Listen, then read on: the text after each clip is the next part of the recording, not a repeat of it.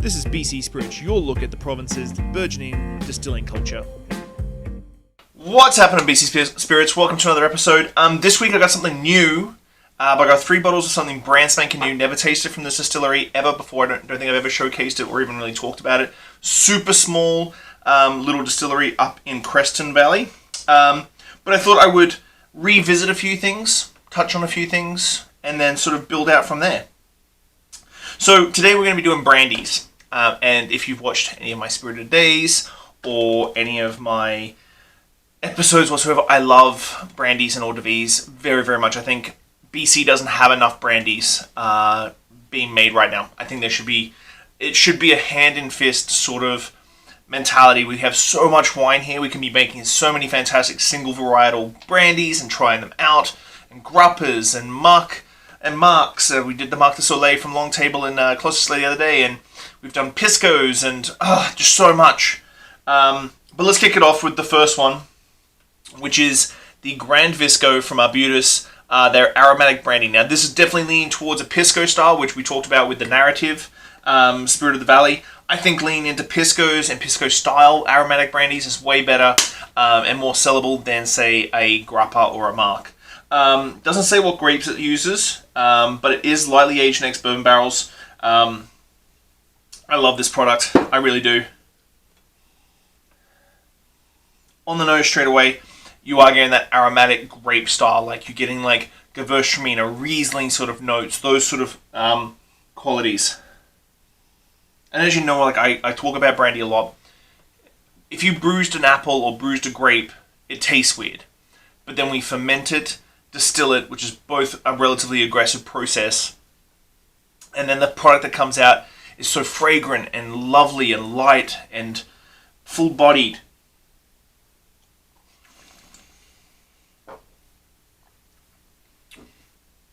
This definitely leans into pisco style.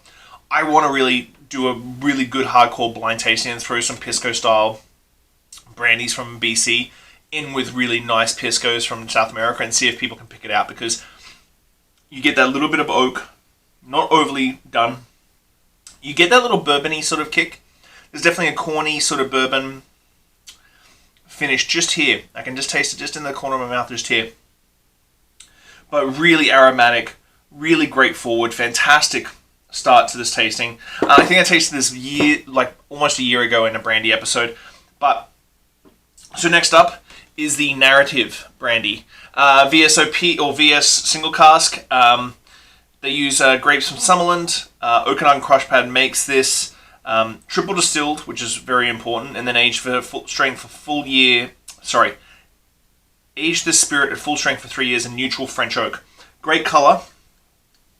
Now, the only thing that I kind of want BC to sort of not necessarily educate themselves on, but sort of look into is that if you really lean into brandy, Solera or multiple casks is more inclined to a cognac style.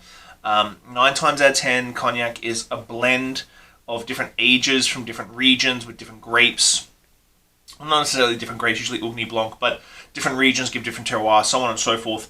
And so single cask cognacs or single cask brandies are a little bit rarer than the traditional blended style. You get single cruise, which is very different, but like I think if we really want to really break into the brandy market here, like the one I'm doing, Divine is Solera style, you've got to really look at different casks blended together to make a really good eau de vie.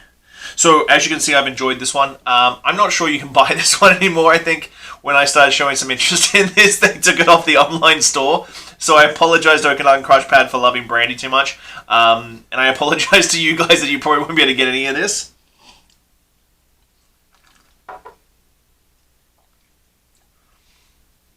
That French oak, even though it's neutral to a degree, it is imparting some flavor. And you get these beautiful vanillas, little spicy sort of herbal garden sort of feel to it. This is a really good representation of where the Narrative Spirit of the Vineyard goes after 3 years of aging. Really deep, rich, like velvety notes on the palate. Stone fruit, vanillas, those sort of things. You're really going to get a great one on this one. Hard to get rare. If you can email the distillery and see if they've got any left, do it. It's a must-have for any brandy lovers. Now, next up, the very, very, very brand spanking new. I ordered these just the other week. Don't know much about them because there's not a lot of information on the website. But this is the Wynndel Craft Distillers. So Wynndel Craft Distillers up in Creston Valley. So they're a small little distillery up there. Mainly do like tourism and distillery door sort of sales. Have a small online store. Don't know a hell of a lot about these products, but this is their classic brandy, their Cape Brandy. Ooh. Again, good aromatic nose with the grapes.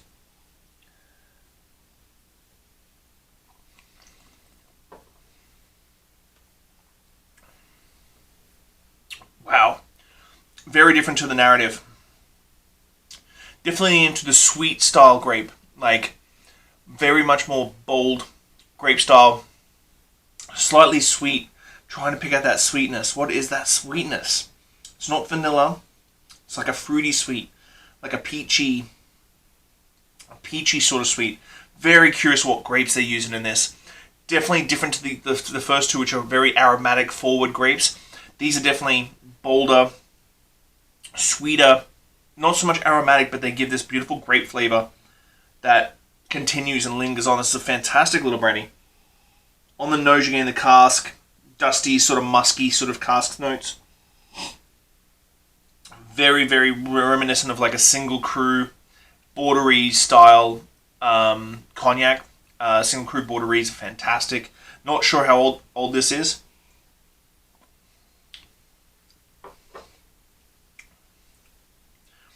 But really, really tasty. Very tasty, very fruity, very fruit forward. The oak is fantastically structured. It's very chewy. That's what I'm getting. It's a very chewy flavor profile. So next up, we're going to go to the Apricot Brandy. Now, I don't think anybody makes an Apricot Brandy in BC. Now, Apricot Brandy is not the typical liqueur that you're thinking of that you drink in shots and whatnot. A traditional apricot eau de vie is a fermentation of apricots. Sometimes pits in, pits out. And then the distillation process. I don't know much about this product, so I'm really blind tasting this in a big way. On the nose, you're getting the same sort of oak profile that you get with the Cape Brandy. Hints of dried apricot on the nose.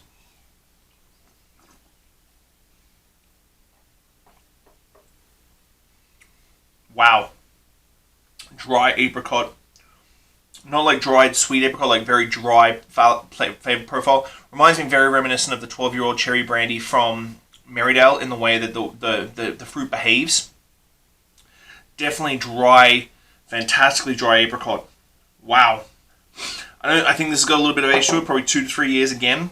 Which again, you don't see a lot of aged apricot brandies. Like true apricot eau de vies from like Germany, France. You don't usually see them here in Canada. So this is a little bit different. Fantastic. I'm really, really happy with that. And finally, we've got the apple brandy from Wendell. I'm really happy with their style of brandies. Like you know me, I just love the fact that we have all this fruit in the province. So why shouldn't we be making brandy?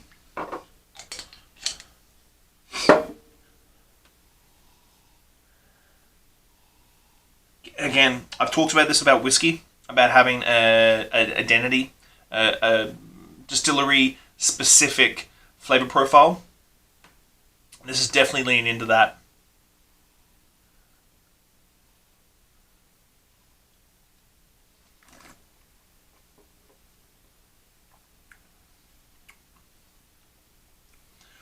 On the nose, it definitely has that same sort of oak profile. On the palate, though, very spicy vanilla. I'm going to say American oak on this one. The apples they've used are definitely like sweet and tart, like a traditional apple brandy sort of has this sort of recipe of sweet, tart, tannic. Leans into the sweet apple a little bit more than what I'm used to. whereas a lot of the apple brandies, say from Steelhead or Okanagan Spirits, they have that very dry apple. This has spicy vanilla oak on the palate, and then this really spring up of sweet apple on the palate. Wow. Guys, I've tasted these before, I've reviewed these before, I've done Spirit of the Day with these guys before. Wynndel Craft Distillers, I am blown away with your brandy program. I know you've got a couple more. These are spectacular brandies. Like, if you like your brandies, your apple brandies and that sort of thing, go to Wynndel Craft Distillers, track them down, do an order. It's not cheap to ship from Creston, obviously, but boy, is it worth it. I'm really, really happy with it. I love finding these little niche distilleries that make stuff that I love and my passion is. That's the brandy episode, guys. I'm sort of floored right now. I don't have anything to say, which doesn't happen very often. But if you love your brandy, everything from pisco sours to drinking it neat or a sidecar. Sidecar would be awesome with the Cape Brandy or the Narrative. Would be money sidecar with the Manitou from Legends. Apricot Brandy on its own post dessert, maybe thrown into desserts. And the Apple Brandy is phenomenal. Just a phenomenal flavor profile. I suppose this is a great thing. It's a small distillery, patient, out of the way, probably can age stuff for a lot longer than most distilleries. But have a good week, guys. I hope you enjoyed that episode because I really thoroughly enjoyed it. I love tasting things for the first time and being pleasantly surprised and blown away. I'll see you guys next week. Bye.